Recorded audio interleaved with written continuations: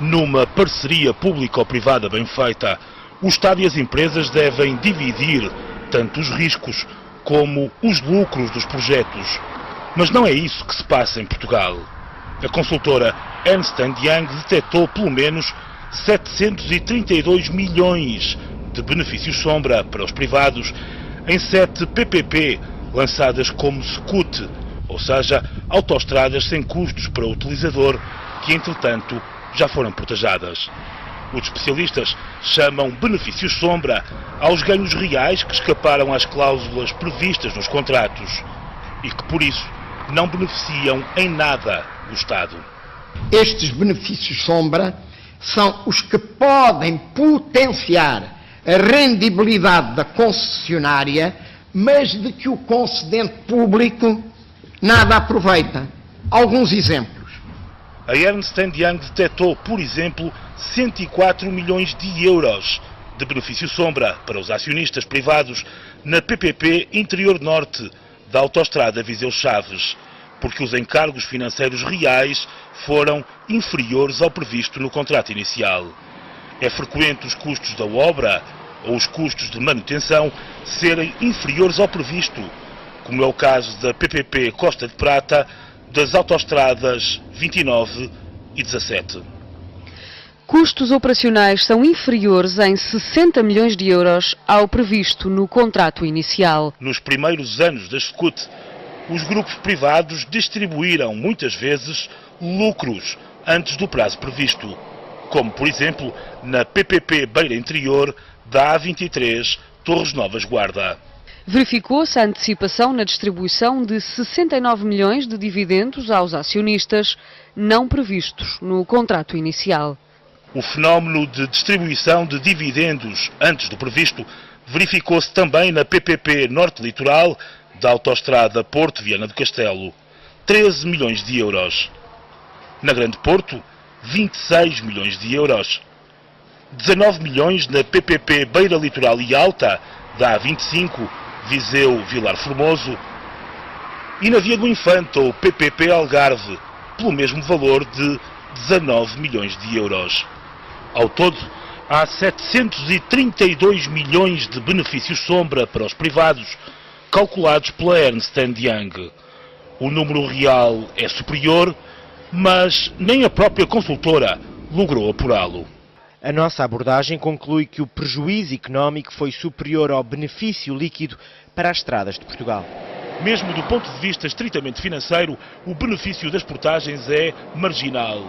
A introdução de portagens só deu às estradas de Portugal um benefício de 362 milhões de euros. A empresa pública tem uma nova receita, mas também aumentou os pagamentos aos privados.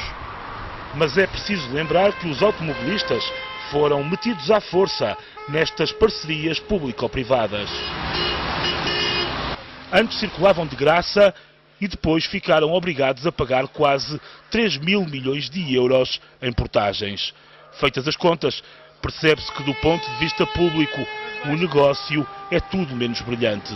Por cada 8 euros de portagens dos automobilistas, a empresa pública só ganha 1 euro. A consultora afirma que não foi possível efetuar a mesma análise para as antigas SCUT portajadas por este governo, relativas à A23 da concessão Beira Interior, à Via do Infante no Algarve e à concessão Interior Norte da autoestrada Viseu-Chaves. Não efetuámos a mesma análise, visto que não nos foram fornecidos os termos dos acordos e o respectivo modelo financeiro.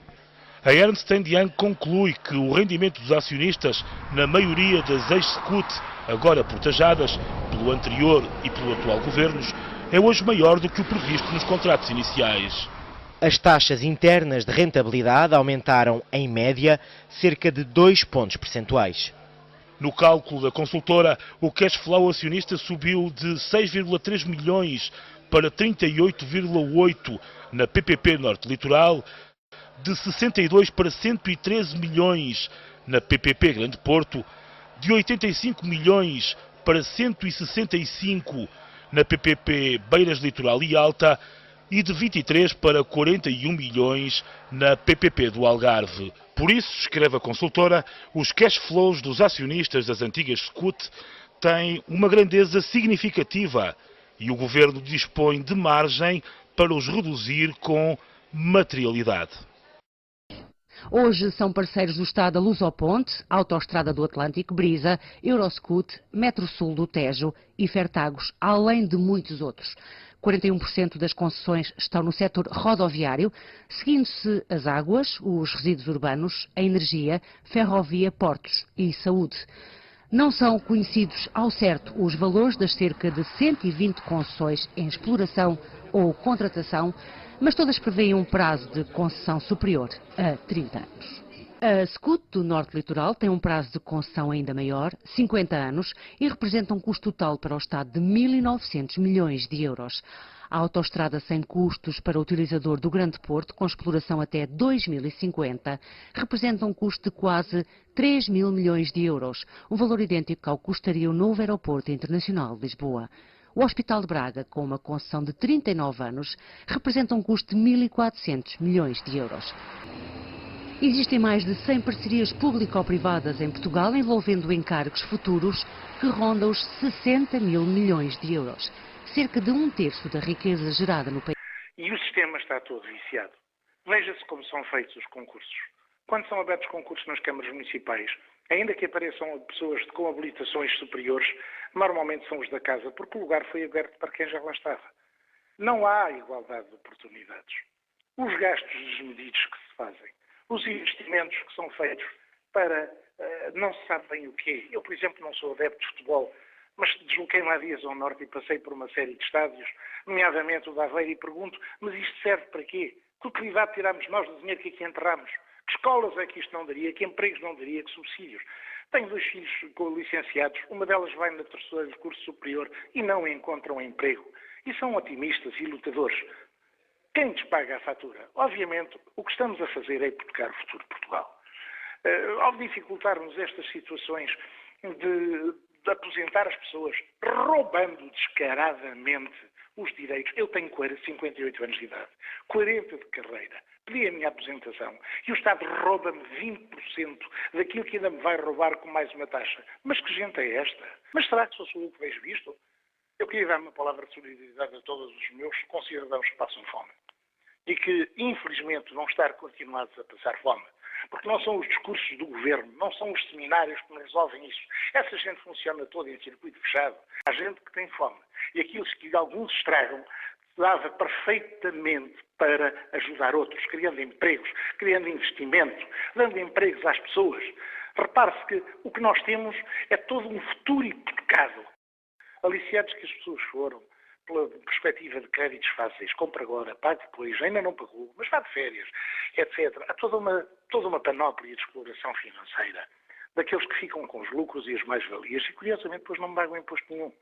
E que, de uma maneira psicológica, fazem uma pressão brutal para pessoas menos preparadas para as levar a um consumo desenfreado. Eu tenho alunos a desmaiar na sala de aula, com fome. Nas Caldas da Rainha, onde sou professor, na EBI, Santo Onofre, já me desmaiaram este ano alunos com fome. E quando se lhes pergunta o que comeram, dizem entre lágrimas uma bolacha e uma maçã, que era a única coisa que a minha mãe tinha para me dar.